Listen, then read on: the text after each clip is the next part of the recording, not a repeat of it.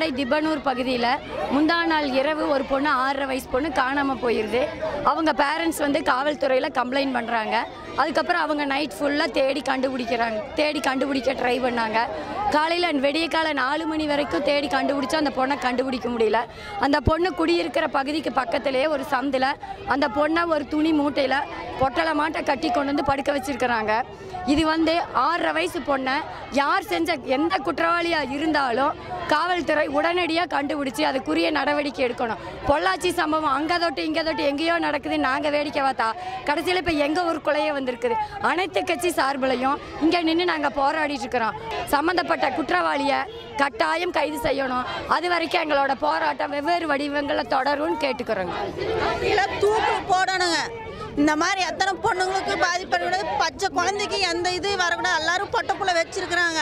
இந்த நிலைமை யாருக்குமே வரக்கூடாது. இந்த குழந்தைய பார்த்து யாருக்கும் மனசு இது கொடுங்க. ஆனால் எந்த இது ஸ்டெப் எடுக்க மாட்டேங்கிறாங்க அவங்க.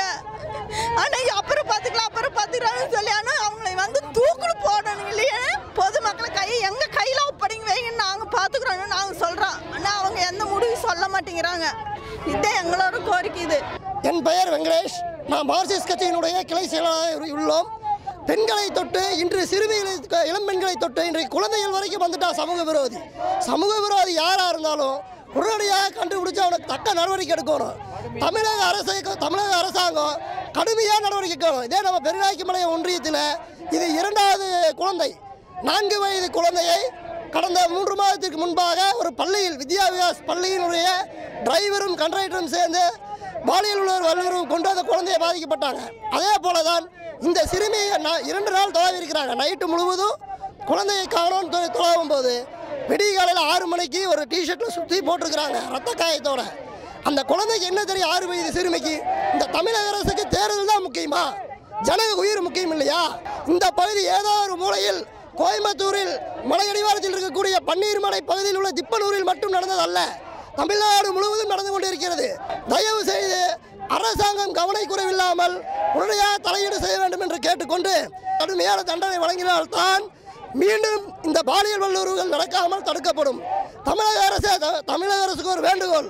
நீங்கள் ஏதோ பொதுமக்கள் கூடிட்டாங்க கலைஞ்சிருவாங்க, போலீஸை விட்டு அதிகார வர்க்கத்தை விட்டு கலைத்து விட்டால் பொதுமக்கள் சென்று விடுவார்கள் நினைக்க வேண்டாம்.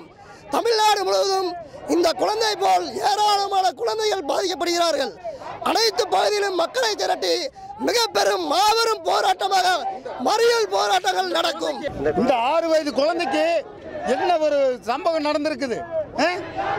இந்த குழந்தை மாதிரி நம்ம குழந்தைக்கு இருக்குது. நம்மளுக்கு யார் காவல் இருப்பாங்க? இந்த காவல்துறை தான் நம்மளுக்கு காவல். ஏன்னா நம்ம இருக்கோம். ஆனால் அந்த காவல்துறையே நம்மளுக்கு வந்து காப்பாற்றணும். அதிகாரம் என்றால் ஒரு நீதி, அப்பாவி என்றால் ஒரு நீதியா? சிரிக்காதே சிறு குழந்தைகளின் கற்பை கைது செய்